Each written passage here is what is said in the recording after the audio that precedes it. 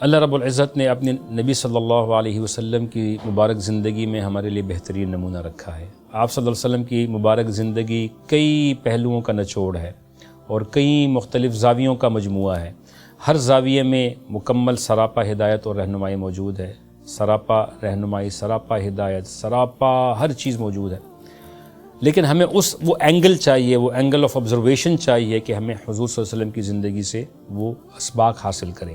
مثال کے طور پر آپ صلی اللہ علیہ وسلم کی معاشی پالیسی، جب ہجرت کا بہت بڑا بوجھ مدینہ کے انصار پر پڑا اور مہاجرین کی ایک بہت بڑی تعداد ہجرت کر کے مدینہ میں آئی تو مدینہ کی معاشی حالت ہل گئی۔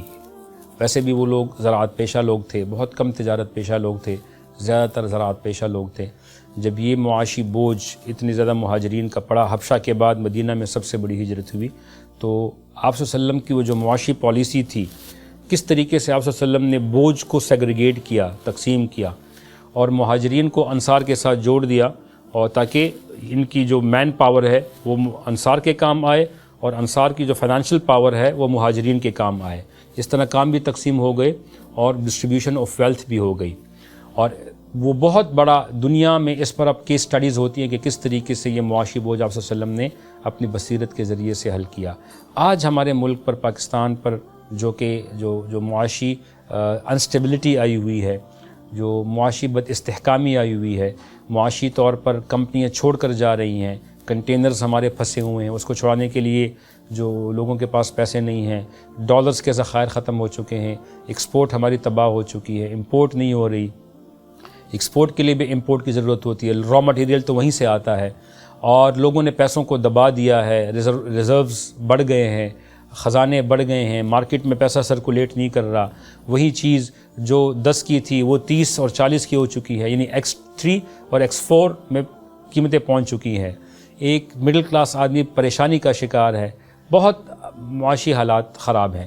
اس میں آپ صلی اللہ علیہ وسلم کی زندگی میں، سیرت میں ہمیں کیا سبق ملتا ہے؟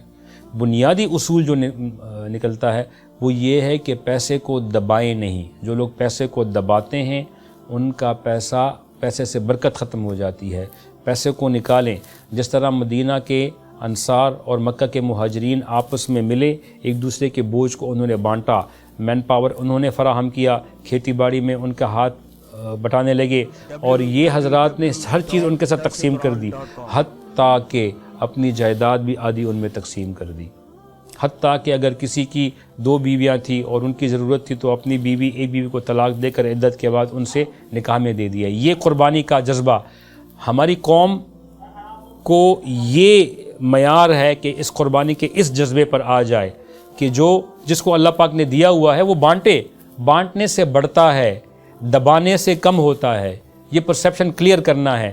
کیپٹلزم میں الٹا ہے، دبانے سے محفوظ ہے اور بانٹنے سے خرچ ہوتا ہے۔ میرا اللہ فرماتا ہے جو خرچ کرتا ہے دنیا میں میرے لیے، میرے نام پر، آخرت میں تو 700 گنا، دنیا میں 10 گنا تو یہیں پہ دے گا اللہ پاک۔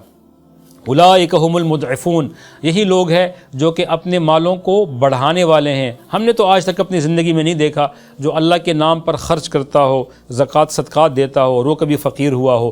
اکثر فقیر ہم نے کنجوسوں کو ہوتے ہوئے دیکھا ہے کہ جو بخیل ہوتے ہیں، اپنے مالوں کو دباتے ہیں، وہ فقر میں مبتلا ہوتے ہیں۔ تو خدارا اس معاشی بدحالی اور استحکام میں اپنے مال کو نکال کر ان کو سرکولیشن میں لے کر آئیں۔ جنہوں نے ڈالرز کو دبایا ہوا ہے کہ جو ذخیرہ اندوزی کر رہے ہیں، مال کو دبایا ہوا ہے، مہنگا ہوگا تب ہم جا کر بیچیں گے، یہ بہت بڑا گناہ ہے۔ اور یہی وقت ہے ایک قوم بننے کا، ایک دوسرے کو برداشت کریں، ایک دوسرے کو قبول کریں، ایک دوسرے کو حوصلہ دیں۔ آپ کسی کو حوصلہ دیں گے، اللہ پاک آپ کو حوصلہ دے گا۔ آپ کسی کا ہاتھ بٹائیں گے، واللہ اللہ آپ کا ہاتھ بٹائے گا۔ آپ کسی کا دست و بازو بنیں گے، اللہ پاک اپنے غیب سے آپ کے مسائل کو حل فرمائیں گے۔ تو اس معاشی جو بدحالی ہے اور انسٹیبلٹی ہے، اس انسٹیبلٹی کو رفع کرنے کا بہترین طریقہ جو قرآن سے ہمیں اصول نکلتا ہے کہ اپنی ویلتھ کو سرکولیٹ کریں۔ اور جب ویلتھ سرکولیٹ ہوتی ہے، جب پانی سرکولیٹ ہوتا ہے تو وہ پاک ہوتا ہے، جب کھڑا ہو جاتا ہے تو اس میں کائی جم جاتی ہے، اس میں بدبو آ جاتی ہے، اس میں گند آ جاتا ہے۔ تو کہتے ہیں کھڑا پانی قلیل ہو تو وہ ناپاک بھی ہوتا ہے اور کثیر ہو تو صحیح ہے۔ تو تو اسی طرح اپنے مال کو سرکولیٹ کریں، اس کو جاری کریں، معاشرے میں اس کو جاری کریں تو اللہ پاک اس میں برکت عطا فرمائیں گے۔ یہ ایک بہت بڑا سنت نبوی سے بھی اور قرآنی مطالعے سے بھی یہ ہمیں درس ملتا ہے۔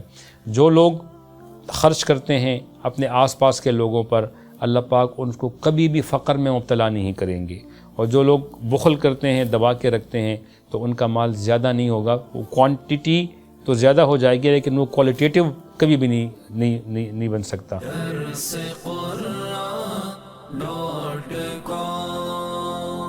www.darsequran.com